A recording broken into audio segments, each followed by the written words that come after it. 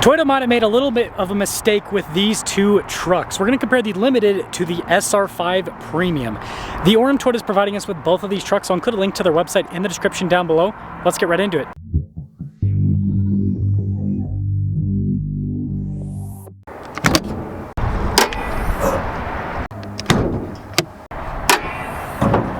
Under the hood of the Limited is a twin-turbo 3.4-liter V6 that goes through a 10-speed. Fuel economy 17 around town, 22 on the highway, with power outputs being 389 horsepower, 479 pound-feet of torque. The SR5 Premium has the exact same powertrain. If you're looking for more straight-to-the-point comparisons like this, make sure you subscribe. Now here's the real difference between both these trucks with the front end. The Limited has this silver trim, whereas on the SR5 Premium, it is body painted to match. Everything else is the same. The wheel design on the SR5 is not as fancy as the Limited, and you'll notice on the Limited, painted.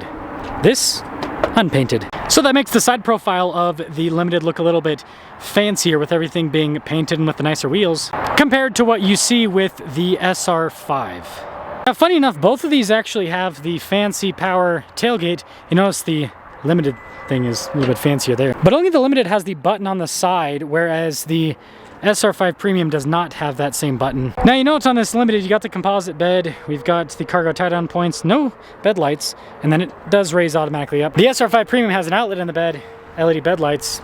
So one has more features, the other one doesn't, but then that one has the tailgate button, but this one doesn't.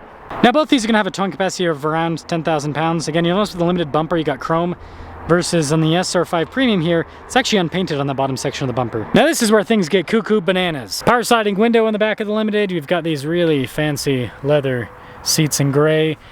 Got some USB ports in the back. And guess what? The SR5 Premium has the same setup.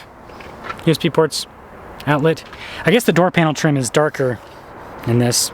But wait, there's more because we have to look at the fronts. I guess we'll compare the payloads. $13.90 on the Limited here. Again, you got like the gray coloration for this trim right here. Blind spot warning with the mirrors, by the way. And then you got the leather seats that come with the new Limited. They're power adjustable with lumbar support. No heated steering wheel. Interesting. But we'll pop it on. Look at that, full digital. Then you got the fancy pants Tundra steering wheel. We've got a backup camera in reverse. Just a backup camera. Don't know why they heat seats on, but you got dual zone climate heated ventilated seats with this. Got the tailgate drop down button, part-time four-wheel drive system. You got the fancy center console set up here, some cup holders, just a regular rearview mirror, no sunroof or anything like that. $13.80 for the SR5 Premium, and look at this, the same seats, power adjustments, lumbar support, but this has a heated steering wheel. And let's start it up. Has the base gauge cluster though, but it does have the fancy steering wheel. And the camera system, it's got the 360. No cooled seats, just heated seats. So that's a little bit different. That's for the camera. And then this whole area is pretty much just a straight carryover. No sunroof in this one too. And now we will talk about the wackadoodle pricing situation. That is just over $60,000. That is almost $62,000. So yes, the SR5 Premium is more expensive than the Limited. Let's drive them. So I guess we'll start off in the SR5 Premium and then drive the Limited second, see if they perform any differently. And I'll give you guys a little cookie here. Here's your cookie. I will be making a video in the near future talking about how the Tundra could be one of the trucks that I'm looking at. I'm not going to be buying a truck anytime soon, but getting to the point where a pickup truck makes sense, and the Tundra is one of the trucks that is on my radar. Believe it or not. I like engines that blow up. What can I say? I like drama. My life is too drama free. I'm just kidding. But also not. I do like drama, to be honest. I don't know why that is. I'm sick in the head. Man, it's hot today. So this is one of the weirdest packaging. I mean, this happens with pickup trucks all the time. It's one of the weirdest packaging situations where it's like, oh, camera rear view mirror.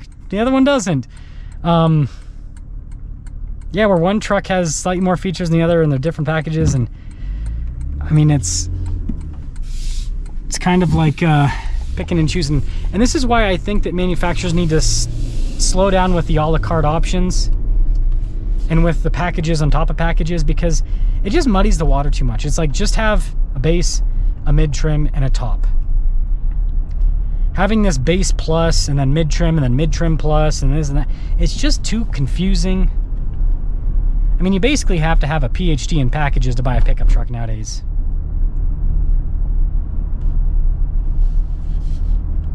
And I guarantee it increases the prices of pickup trucks because of, you know, your production cost has to be higher if you're doing this option on this truck and that option on that truck and this and that and back and forth. What I will say, this drives nice. Good torque, even though it doesn't have the hybrid, still have good torque.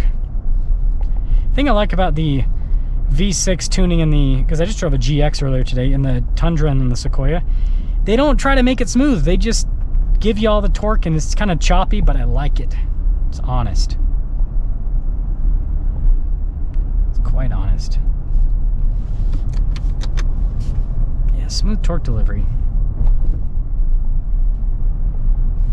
I like having a real shifter. I mean, it's still electronic, but like at least they gave the electronic shifter a shifter looking head thing. It's like a little dial. Don't want to be grabbing some little sissy stick when I'm trying to shift into gears into my big old pickup truck.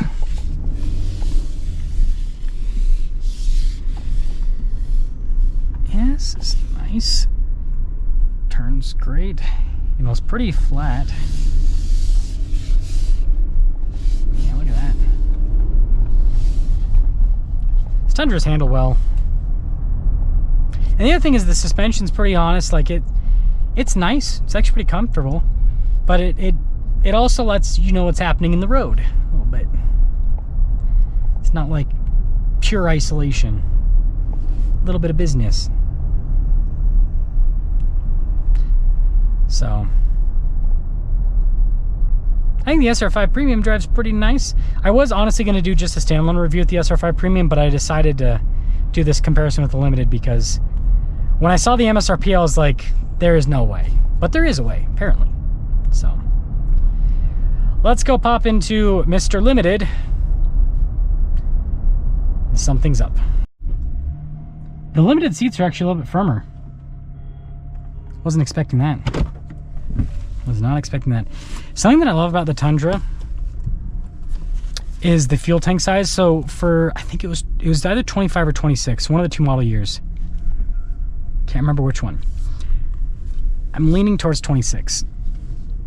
But anyways, they upgraded the fuel tank to be over 30, like it's like 32 gallons standard across the lineup of the Tundra. So you get really good fuel range with the trucks. Unlike some other modern Toyotas. Lexus LX. I know it's not a Toyota badge, but like, man, I get so frustrated with that thing. I have to fill it up with, it's got the same engine, and I gotta fill the darn thing up with gas like every other day. Driving around a car with a small fuel tank is like going on a road trip with a pregnant woman. You gotta stop every 5 minutes. I've done, I think we've done 2 road trips now with my wife while she's pregnant. And man, we're both at the point where like, you know what? We're gonna stay home next time.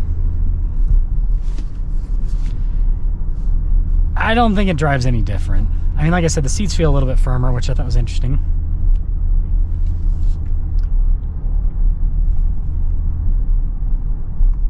Yeah, noise insulation, everything seems to be the same.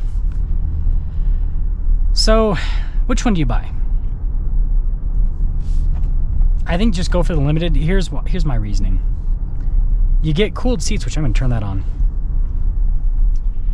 And you get the equipment as standard rather than as a package. So like the SR5, your resale value is going to be, I mean, premium with Toyota does hold a little bit of resale value, but you know what I mean? So you're going to be getting the resale value of an SR5, but you're paying the money that you pay for a Limited. Versus the Limited, you get the resale value of a Limited. And you can add the camera rear view mirror, you can add the heated steering wheel, all that kind of stuff. It's obviously an upgrade package, but not that difficult. So that's what I would do. I'd get a Limited, and if I really needed a camera rear view mirror and a heated steering wheel, which I personally don't care about, but if you really needed it, yeah, you can add them as options, no big deal. And yeah, I think it's pretty simple. It's pretty simple. But I do want, like, why does Toyota does this? Ford does this, Ram, everyone does this. I think that they need to, like I said, I think they need to just, it's like the SR5 should just be cloth seats only. You can get it with the off-road package. You can get it with the lift. SR5 Premium needs to go away. And then Limited, you have that. And then, what, you got 1794 Platinum. I think they should get rid of the capstone. Because if someone's going to spend big money on a Tundra, they want a TRD Pro. That's what you see.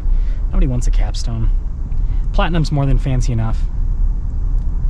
And if they just did it like that, where you have 5 packages, and you have an off-road package you can get on all of them, the TRD off-road, perfect truck lineup, perfect. So I think Toyota's actually kind of shooting themselves in the foot by still offering the SR5 Premium.